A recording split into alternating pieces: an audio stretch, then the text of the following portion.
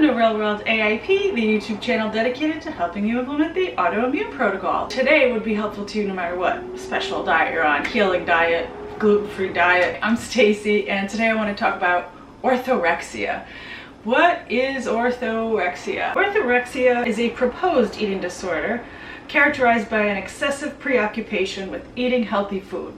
You're like, that's a bad thing, but there's a spectrum here. This man, Stephen Bratman, he coined the term in 1997 or 1998, sources differ. He suggested that some people's dietary restrictions intended to promote health would paradoxically lead to unhealthy consequences like social isolation, anxiety, loss of ability to eat in an intuitive manner, loss of interest in other activities, and sometimes even malnutrition. It's not recognized as an eating disorder by the American Psychiatric Association, and it's not mentioned as an official diagnosis in the Diagnostic and Statistical Manual of Mental Disorders. It is commonly used on the internet. Now, don't get me wrong, people do suffer from orthorexia.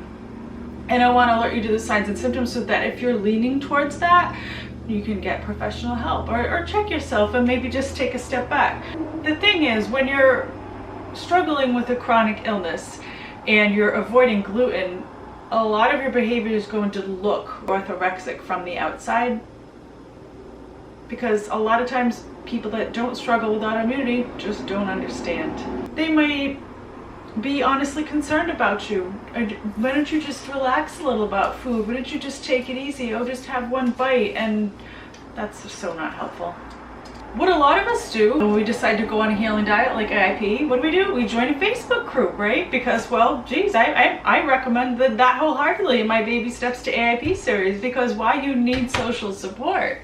Unfortunately, I've heard from some people that some of the Facebook groups are maybe swaying people towards orthorexic behavior in their eating. Maybe they're being, someone called them cult-like. Someone said that they were putting too much emphasis on weight loss, perfectionism. I just never would have imagined in a million years that that would happen on a group meant to support somebody going on a healing diet.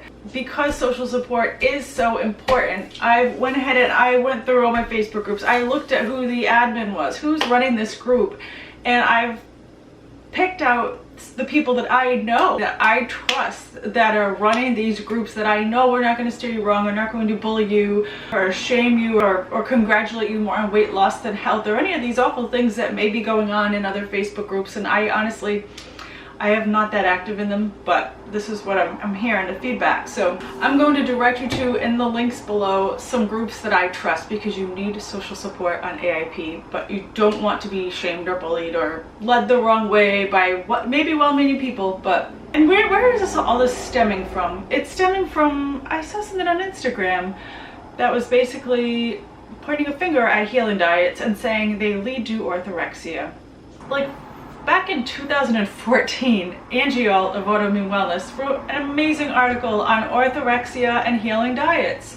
So very well researched, very well dressed. I'm going to link to that below. We've already gone over what it is. Now, what about the signs and symptoms of orthorexia? I'm going to link below to the Bratman authorized orthorexia self-test. And this is something that you can sit and go over on your own and decide if maybe, you know, this is something that you're leaning towards, that you need to talk to somebody about. Eating healthy is a great thing. Worrying about trans fats and glyphosate in your food is a good thing. That's great. So when does it translate into orthorexic behavior? When does it translate into a disorder? This test is supposed to help you find out.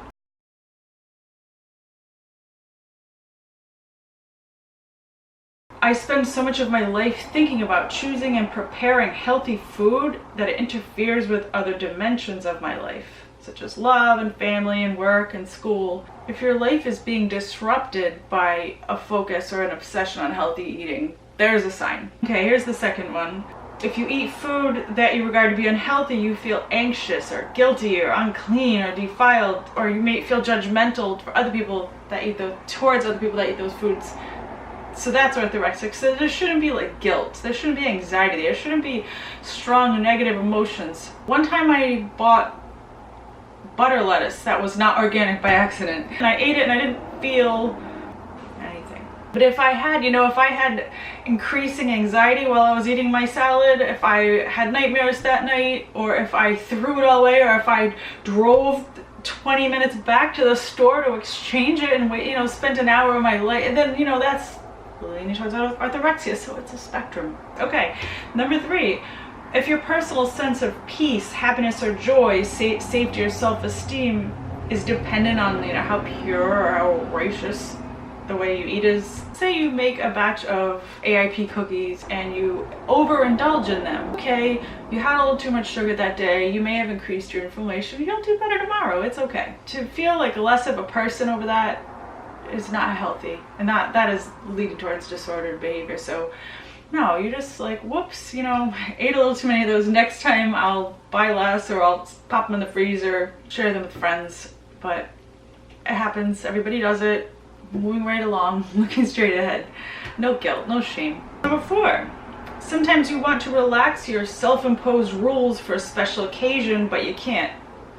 In parentheses, there's a note, if you have a medical condition, this item does not apply to you. So this does not apply to AIP. If you're on autoimmune protocol and you're at a buffet and everything is breaded, no, do not, oh, it's okay, I'm at a wedding. No. And that's not orthorexic. That's caring for yourself. That's trying to get healthier. He even says that doesn't apply to you.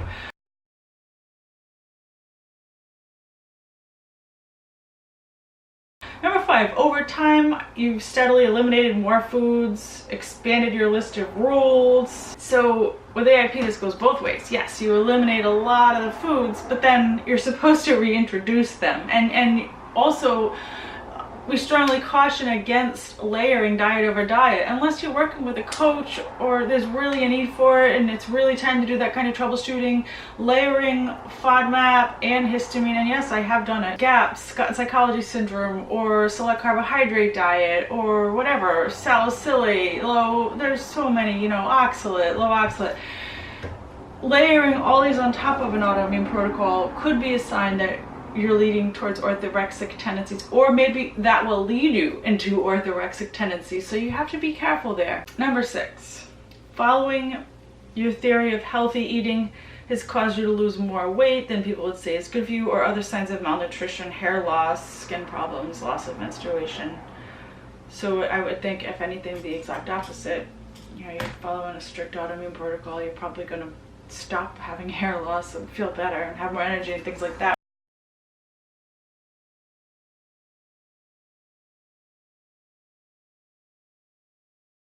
So those are the signs of orthorexia. Sometimes a lot of these things, when you're trying to heal a chronic health condition and you're following the things that are helping you to heal from the outside, you look like a total orthorexic. So you have to go by how you feel inside.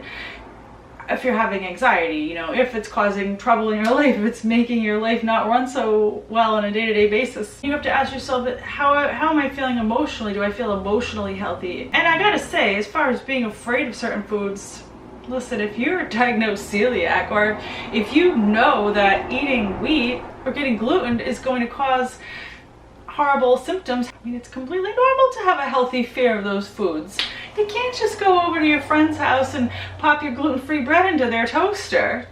No, and then that's not orthorexic, that's caring for yourself. People that are not suffering from chronic illness just do not understand, cannot understand. And even those that are suffering from chronic illness, if they have not reversed so many symptoms with food, if they have not changed their health, they're never going to understand. Somebody that I highly recommend, if you're suffering through anything like that, where the people in your life don't understand, they're not supportive, they're judgmental of you, or maybe they're concerned, they're genuinely concerned, like, oh, I'm worried about her, she didn't eat at the the Chinese buffet yesterday, is she anorexic, everything was breaded, deep fried, saucy, seasoned, smothered, and you didn't eat it, you're not orthorexic. You're caring for yourself. I want to direct you to Emotional Autoimmunity. Last week she published a post on healing diets and orthorexia. This lady does amazing work. She also did a live video that I'm linking to below on like a lot of things that I've talked about. It really resonated with me. Like, you know, are you orthorexic, or are you on a healing diet and feeling great and you're avoiding gluten? That's two different things. There's some overlap there, especially when you're on the outside looking in. But you just have to gauge your feelings, use your intuition, use your gut. A lot of people, the majority of people that go on a healing diet, they eat the wrong thing by accident. There's a huge learning curve, and that's fine. There should never be any self-hatred or remorse or guilt or shame or anything negative like that. It shouldn't be about perfectionism. If all you can afford is conventional beef, then just get the lean cuts. If organic's out of your reach, then get the clean 15. You know, you don't have to be so rigid, so strict, so perfect, because that's not healthy and that can lead to disorder. It took me years before I was 100% grass-fed, 100%. I'm still at 100% organic. Like, I buy non-organic, like rutabaga or something. If you peel it, you know, it's kind of a thick peel. I'd also like to note that any special diet can lead to orthorexia or orthorexic symptoms. So being diagnosed with celiac and starting a strict gluten-free diet can lead to these feelings of anxiety about food, fear of food, guilt and things like that if you slip up and eat gluten. And that's when it's really helpful to have that kind of support group or to seek professional help. But there's already an impressive amount of information out there put out by other AIP bloggers years before this video. So if you'd like a ton more information in print, I'm going to put all the links below. There's 3 different articles up on autoimmune wellness. So they've really covered this in depth over the years. Eileen Laird of Phoenix Helix has an amazing podcast where she goes over orthorexia. And then Carol Jeffrey of Emotional Autoimmunity has done an amazing blog post, and I'm also going to link to her Facebook Live. She covered some of the more deeper emotional aspects. I'd love to hear if any of you have experience with orthorexia, or do you have people in your life that don't understand, that think you're orthorexic? Anything you have to say on this topic, I'd love to hear. Let's just spread awareness about this. The more people know what it is, the more people will recognize if they're swinging in that direction, and then they can get help if necessary. And I also want to bring awareness to the fact that maybe some of these groups aren't as supportive and helpful as I thought, but there are plenty that are, and I'm going to, from now on, be more careful with blanket recommendations. I'm going to recommend these specific groups because I know and trust the people running them. Not to say that if it's not there, they're not trustworthy or they're bad. I just don't personally know them. I hope someone learned something from this, or maybe I prevented one person from having to suffer from this type of disorder. And if so, then I'm happy I made this video.